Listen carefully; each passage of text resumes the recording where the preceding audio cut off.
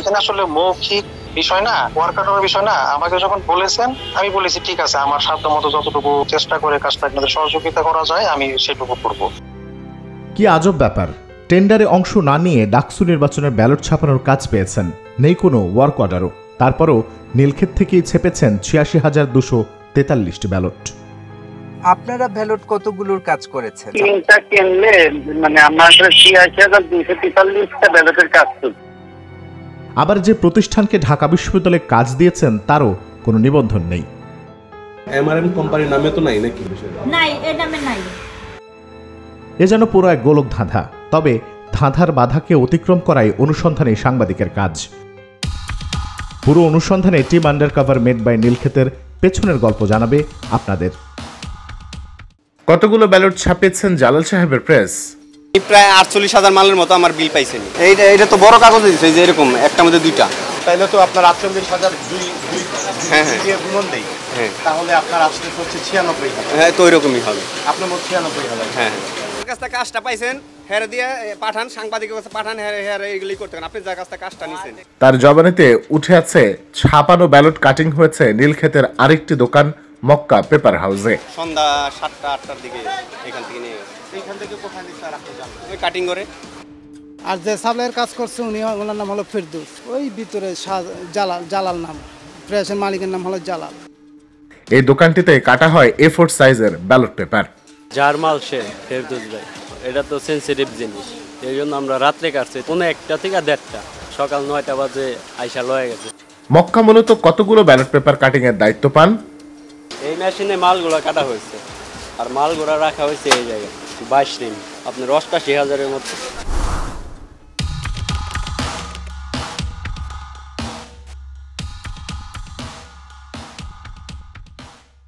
Nilkhet issue নিয়ে যখন তোলপাড়, তখন আরেকটি প্রতিষ্ঠানের ওপর দায় চাপিয়ে প্রেস কনফারেন্সে হাজির হন ঢাকা বিশ্ববিদ্যালয়ের ভিসি অধ্যাপক ডক্টর নিয়াজ আহমেদ খান। ব্যস্ততার কারণে কর্তৃপক্ষকে তারা নীলক্ষেতে ব্যালট প্রিন্টিং ও কাটিংয়ের বিষয়টি জানাতে ভুলে যায় বলে তারা স্বীকার করে। এই প্রথম জাতি জানতে পারে আনজা কর্পোরেশন ছাড়াও আরও একটি প্রতিষ্ঠান ডাকসুর ব্যালট ছাপিয়েছে। এই নথিতে একটু চোখ রাখুন। তথ্য বলছে এমআরএম কোম্পানি লিমিটেড নামের একটি প্রতিষ্ঠানও ডাকসু নির্বাচনের ব্যালট পেপার ছাপানোর কাজ পেয়েছে। টিম আন্ডারকভার অনুসন্ধানী চোখ এবার এমআরএম কোম্পানি লিমিটেডের দিকে। তবে শুরুতেই ধাক্কা লাগলো যখন জানা গেল এই নামে নাকি কোনো প্রতিষ্ঠানের নিবন্ধন নেই। অর্থাৎ ঢাকা বিশ্ববিদ্যালয়ের নথিতে যে নামের একটি প্রতিষ্ঠানকে কাজ দেয়া হয়েছে সেই নামে ওই প্রতিষ্ঠানের কোনো নিবন্ধন নেই। ভূত এসে তো আর ব্যালট ছাপায়নি, তাই আসলে কি নামে আছে প্রতিষ্ঠানটি সেটা খুঁজতে আবারও নীলক্ষেতে টিম আন্ডারকভার। ওই যে সেই ব্যক্তি যিনি আদাবরে ডেলিভারি দিয়েছিলেন তার কাছ থেকে একটা উত্তর পাওয়া গেল। মালটা নেওয়া হয়েছে গাউসুল আজম মক্কা থেকে, আর যা মাল গেছিল আদাবর থানার পাশের যে বিল্ডিং ওইটার দোতলায়, ওখানে নিয়ে গেছে আমাদের ওই যে ফেরদৌস ভাই। আপনারা ডিটেলস পাইবেন আর কি, ওই অফিসে যান, আদাবর থানার আগের যে বিল্ডিং ওইটার দোতলায়।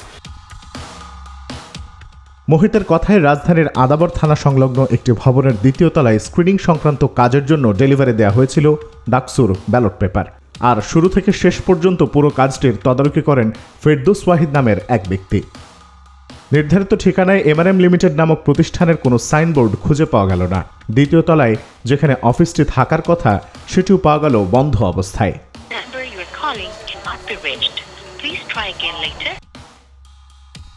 ঠিকানা সম্পর্কে আরও নিশ্চিত হতে ব্যালট ছাপানোর তদারককারী ফেরদৌস ওয়াহিদের সঙ্গে যোগাযোগের চেষ্টা। তিনি সিরাজগঞ্জের উল্লাপাড়ার বাসিন্দা, থাকেন ঢাকায় আর কাজ করেন একটি কোচিং সেন্টারের আইটি ম্যানেজার হিসেবে। ফেরদৌসের কাছ থেকে জানতে চাওয়া হলো কোন প্রতিষ্ঠানের হয়ে নীলক্ষেতে ব্যালট ছাপানোর কাজ করেছেন তিনি। আপনাদের প্রতিষ্ঠানের নাম কি? MRM engineering limited. আপনি এই প্রতিষ্ঠানে কি হিসেবে আছেন? আমি এই প্রতিষ্ঠানে জব করি। যেখানে ঢাকা বিশ্ববিদ্যালয় থেকে দাবি করা হচ্ছে আনজা কর্পোরেশন লিমিটেডের সহযোগী প্রতিষ্ঠান হিসেবে কাজ পেয়েছে এমআরএম লিমিটেড নামের একটি কোম্পানি, সেখানে ফেরদৌস কেন এমআরএম ইঞ্জিনিয়ারিং এর কথা বলছেন? স্যারের যদি শুনে থাকেন ওর ভিতরে উনি বলছে কিভাবে আমাদের দিয়েছিল কাজটা। তো রাসেল ভাই মানে আমাদের যে মালিক উনি ছিলেন ওই দিন আর কি, উনি আসলে বলতে পারবে কোন স্যারের কাছে দিয়েছিলেন। প্রশ্ন শুনে এড়িয়ে গেলেন ফেরদৌস। কথোপকথনের শেষ দিকে কৌশলে তার কাছ থেকে জানতে চাওয়া হলো এমআরএম ইঞ্জিনিয়ারিং নামক প্রতিষ্ঠানটি তাহলে কতগুলো ব্যালট পেপার ছাপানোর দায়িত্ব নেয়। ৮৩,২৪৩টা। ফেরদৌস ওয়াহিদের কথার সূত্র ধরে অন্তর্জাল জগতে এমআরএম ইঞ্জিনিয়ারিং নামক দ্বিতীয় আরেকটি প্রতিষ্ঠানের অস্তিত্ব খুঁজে পায় টিম আন্ডারকভার। কিন্তু সেখানে দেওয়া ঠিকানার সঙ্গে আদাবরের ঠিকানার কোনো মিল খুঁজে পাওয়া গেল না। ওয়েব অ্যাড্রেসের সূত্র ধরে কল্যাণপুরের শহীদ মিনার রোডে অবস্থান নিল টিম আন্ডারকভার। ২৪/৬ ছিল আগে এই জায়গায়, এখন এনে নাই, এখন ওই বিল্ডিংটার পিছনে যায়। ২৪/৪ বাড়ি নম্বর, এটার ভিতরে মনে হয়। বিধিবাম নির্ধারিত ঠিকানায় এমআরএম ইঞ্জিনিয়ারিং তো নয়, বরং খুঁজে পাওয়া গেল এমএম ইঞ্জিনিয়ারিং নামক তৃতীয় আরেকটি প্রতিষ্ঠানের নাম সর্বস্ব সাইনবোর্ড। এ যেন কেঁচো খুঁড়তে সাপ বেরিয়ে আসার মতো অবস্থা। হ্যাঁ, বাহিরে গেছে, তারাও তো কেউ নাই, মহিলারা আবার একটু পরেশগারী মহিলা পর্দা টর্দা করে। অনুসন্ধানের এই ধাপে এখন প্রশ্ন উঠছে, আদৌ কি এই ভবনে কোনো প্রতিষ্ঠানের অস্তিত্ব রয়েছে? কিন্তু এখানে কোনো অফিসের তো কার্যক্রম দেখতেছি না। সাইনবোর্ড দিল। ইতিমধ্যে ব্যালট ছাপানোর সঙ্গে জড়িত আরেকটি প্রতিষ্ঠানকে খুঁজতে গিয়ে তৃতীয় নাম সর্বস্ব প্রতিষ্ঠানের খোঁজ পেয়েছে টিম আন্ডারকভার। প্রাথমিক অনুসন্ধান বলছে MRM company limited, MRM engineering আর এমএম ইঞ্জিনিয়ারিং নামক তৃতীয় নাম সর্বস্ব প্রতিষ্ঠানের মালিক আসলে একজন ব্যক্তি। তার নাম আমিনুর রহমান মিয়া ওরফে রাসেল। ফোনে পাওয়া গেল তাকে, কিন্তু ক্যামেরার সামনে কথা বলতে ভীষণ আপত্তি তার। শুরুতেই জানতে চাওয়া হলো তিনি কিভাবে যুক্ত হলেন ব্যালট ছাপানোর কাজে। আমাদের সাথে যখন কথা হয়েছে, আনজা কর্পোরেশন ছিল, ওখানে শিক্ষকদের মানে স্যারদের যারা যারা নির্বাচনের দায়িত্বে ছিলেন সবাই ছিল। আমার সঙ্গে কথা হয়েছে, ওখানেই যেদিন সব স্যাররা ছিলেন এবং আনজার 2জন না 3জন ভাই ছিলেন, ওই দিনই ওনাদের সঙ্গে কথা এবং ওদের পরিচয়, ওনাদের কাজকে সহযোগিতা করার জন্যই আসলে মূলত আমার ওখানে ইনভলভ হওয়াটা। প্রশ্ন করা হলো টেন্ডার পাওয়ার ক্ষেত্রে বিশ্ববিদ্যালয় প্রশাসন থেকে তার প্রতিষ্ঠান নিয়মমাফিক কোনো ওয়ার্ক অর্ডার পেয়েছিল কিনা। এখানে আসলে মৌখিক বিষয় না, ওয়ার্ক অর্ডারের বিষয় না। আমাকে যখন বলেছেন আমি বলেছি ঠিক আছে, আমার সাধ্যমতো যতটুকু চেষ্টা করে কাজটা আপনাদের সহযোগিতা করা যায় আমি সেটুকু করব। অর্থাৎ কোনো ধরনের ওয়ার্ক অর্ডার ছাড়াই ডাকসুর মতো গুরুত্বপূর্ণ নির্বাচনের ব্যালট ছাপানোর দায়িত্ব পেয়েছিলেন রাসেল। কিন্তু কত টাকার বিনিময়ে এই কাজ করলেন রাসেল? প্রতি ব্যালটে কত টাকা করে আপনাদেরকে রেট দেওয়া হয়েছে? যেখানে যিনি মূল ভেন্ডর ছিলেন উনি কত টাকা বিড করেছেন সেটা আমি এখন পর্যন্ত জানি না। এ যেন একের পর এক অসঙ্গতি। ব্যালট ছাপানোর প্রায় 3 সপ্তাহ পরেও 3টি প্রতিষ্ঠানের মালিক রাসেল জানেন না ঠিক কত টাকা লাভের আশায় কাজটা করেছেন তিনি। আমি যতগুলো কাজ করেছি ওই রেশিওতেই হয়তো পেমেন্টটা আল্লাহ ভাগ্যে থাকলে পাবো, দিবেন, কিন্তু ওই পেমেন্টের অ্যামাউন্টের বিষয়টা আমি এখনো ওনার কাছ থেকে জানি নাই, অথবা স্যারদের কাছেও সেটা জিজ্ঞেস করি নাই। এটা এখনো ক্লিয়ার করা হয় নাই ভাই, সত্যি অর্থে যেটা। অর্থাৎ পুরো কাজের প্রক্রিয়াটি ছিল অনিরাপদ, অরক্ষিত আর অস্বচ্ছতায় ভরা। জানতে চাওয়া হলো নীলক্ষেতে ব্যালট ছাপানোর বিষয়ে ঢাকা বিশ্ববিদ্যালয় আসলে কতটুকু অবগত ছিল। ভাই আপনাদের কি নিজস্ব প্রেস আছে? নিজস্ব প্রেস কি সবার থাকে ভাই? না, নিজস্ব আমার প্রেস নাই। আপনার যে নিজস্ব প্রেস নাই, এটা কি বিশ্ববিদ্যালয় কর্তৃপক্ষ জানতো? সঠিকভাবে বলতে পারবো না, ওনারা জানতেন, কিন্তু এই বিষয়টা নিয়ে আসলে কথা হয় না। রাসেলের কথায় একটা বিষয় স্পষ্ট, ব্যালট ছাপানোর বিষয়ে বিশ্ববিদ্যালয় কর্তৃপক্ষের গাফিলতি ছিল। এবার একটু ভিন্ন প্রসঙ্গে কথা বলা। এমআরএম নামক প্রতিষ্ঠানের আসল ঠিকানাটি কোথায়? আমার প্রতিষ্ঠানের রেজিস্টার্ড অফিস হইল কল্যাণপুরে, আর এখানে সাইড অফিস হলো গিয়ে আদাবরে। অফিসের বাস্তব অস্তিত্ব নিয়ে প্রশ্ন করতেই রাসেল দাবি করে বসেন আদাবরের সে অফিসটিতেই নাকি রয়েছে 8টি OMR screening machine. OMR machine আছে কিনা? জি, আমার মেশিন আছে, জি, 8টা মেশিন আছে অফিসে। এটা কোন অফিসে আছে আপনাদের? এটা আদাবর অফিসে আছে। এবার কৌশলে অফিসে গিয়ে মেশিন পরিদর্শন করার কথা বলতে অজুহাত দেখাতে শুরু করেন রাসেল। যে মুহূর্তে রাসেলের সঙ্গে ফোনে টিম সদস্যের আলাপ চলছিল, ঠিক সেই মুহূর্তেই টিমের আরেক ছদ্মবেশী সদস্য ঢু মারে আদাবরের সেই অফিসটিতে। টিম আন্ডারকভারের অনুসন্ধানী ভাগ্য যেন এবার কিছুটা সদয় হল। রাসেলের কথা মিথ্যা প্রমাণ করতে যেন খোলা পাওয়া গেল আদাবরের অফিস।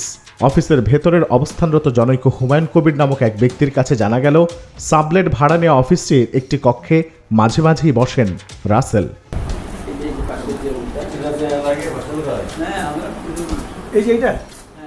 একটু কৌশলে কথাবার্তা বলতেই পুরো অফিস ঘুরে দেখালেন হুমায়ুন কবির নামের সেই ব্যক্তি।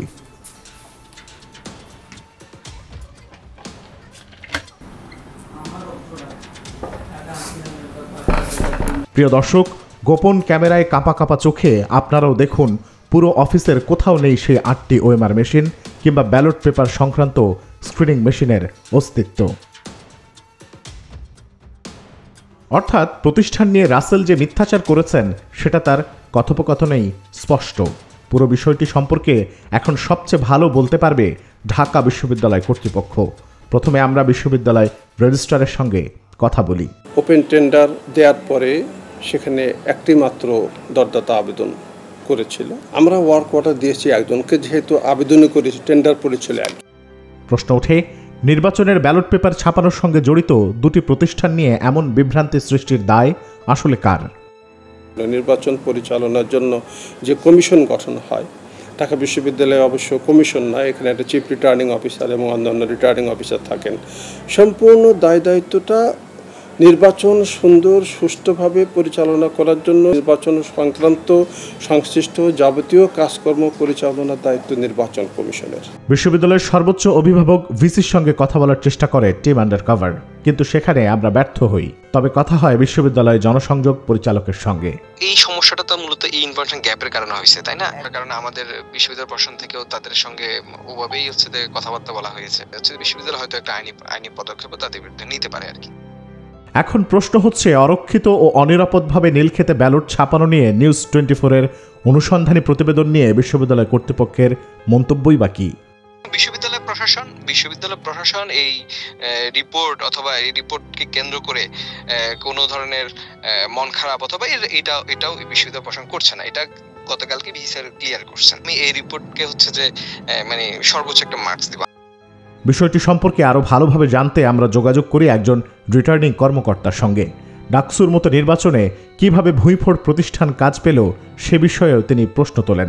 এটা তো একটা টিম ওয়ার্ক, মানে আমার বক্তব্য দেওয়াটা আমি কমফোর্টেবল ফিল করছি না আর কি। মানে আমি কমফোর্ট ফিল করছি না, কারণ অ্যাড্রেস থাকবে না এরকম প্রতিষ্ঠান কেন আসবে? এটা মনে হয় মানে আমি যেহেতু প্রক্রিয়ার মধ্যে ছিলাম, আমাকে না নিয়ে অন্য কাউকে দিয়ে নিলে আপনার জন্য এটা মানে ভালো হয় আর কি। মিনি পার্লামেন্ট খ্যাত ডাকসু নির্বাচনের ব্যালট পেপার ছাপানোকে কেন্দ্র করে তৈরি হওয়া বিষয়গুলোকে কিভাবে দেখছেন জাতীয় নির্বাচন নিয়ে বিশ্লেষণ করা ব্যক্তিরা? ঢাকা ভার্সিটিতে এই অভিজ্ঞতা আছে যে কিভাবে এটা গোপনীয়তা রক্ষা করতে হয়। ব্যালটটাও তো ততটাই গুরুত্বপূর্ণ। কোনো আনরেজিস্টার্ড প্রতিষ্ঠান অথবা এমন যারা সিকিউরিটি মেনটেন করতে পারছে না বা প্রশ্ন উত্থাপিত হবে এমন কোনো জায়গায় তো কোনো ধরনের ব্যালটের মতন সেন্সিটিভ জিনিস দেওয়া তো একেবারে উচিত না। যারা ব্যবস্থাপনার দায়িত্বে ছিল কর্তৃপক্ষ, বিশ্ববিদ্যালয় কর্তৃপক্ষ, তারাই এর জন্য দায়ী। তাই এই তদন্তের মাধ্যমে এগুলো নির্ধারণ করা দরকার কোন ব্যক্তির এই জন্য দায়িত্ব অবহেলা করেছে। তাদেরকে বিচারের আওতায় আনা উচিত এবং তাদেরকে দৃষ্টান্তমূলক শাস্তি দেওয়া উচিত। সংশ্লিষ্টরা বলছেন কোথাও না কোথাও গাফিলতি হয়েছে। একদিকে জালাল প্রেস বলছে তারা ব্যালট ছাপিয়েছে ৯৬,০০০, অন্যদিকে মক্কা পেপার হাউস বলছে তারা কাটিং করেছে ৮৮,০০০ পিস। অথচ এমআরএম এর দাবি ব্যালট ছাপানো হয়েছে ৮৬,২৪৩টি। এদিকে আনজা কর্পোরেশন লিমিটেড দাবি করছে তারা ব্যালট ছাপিয়েছে ১,৫৩,০০০। এখন প্রশ্ন উঠছে, একই ব্যালট পেপার ছাপানোর ক্ষেত্রে হিসাবের গড়মিল কেন? বিশ্ববিদ্যালয় যেখানে বলছে নিয়ম মেনেই টেন্ডারের কাজ দেওয়া হয়েছে, সেখানে ওয়ার্ক অর্ডার ছাড়াই কিভাবে কাজ পেল এই ভূঁইফোড় প্রতিষ্ঠান? কেন অনিরাপদ অরক্ষিত অবস্থায় ভিন্ন ভিন্ন জায়গায় ছাপানো হলো ব্যালট পেপার? এর বাইরেও অতিরিক্ত ব্যালট ছাপানো হয়েছে কিনা তা নিয়ে আছে সন্দেহ। আরও প্রশ্ন উঠছে, দুটি ভিন্ন ভিন্ন কোম্পানির সরবরাহ করা ব্যালট একই কিভাবে হয়? ব্যালট ছাপানো থেকে শুরু করে শেষ কত ব্যালট বিশ্ববিদ্যালয় গ্রহণ করেছে? ভোট দেওয়ার পর কতগুলোই বা নষ্ট হলো? এ নিয়ে আছে বিস্তর সন্দেহ। এত আলোচনা সমালোচনা থাকার পরেও কেন ঢাকা বিশ্ববিদ্যালয় তাদের ভোটার লিস্ট আর ভোট প্রদানকারীদের তথ্য প্রকাশ করেনি, সেই প্রশ্ন থেকেই যায়।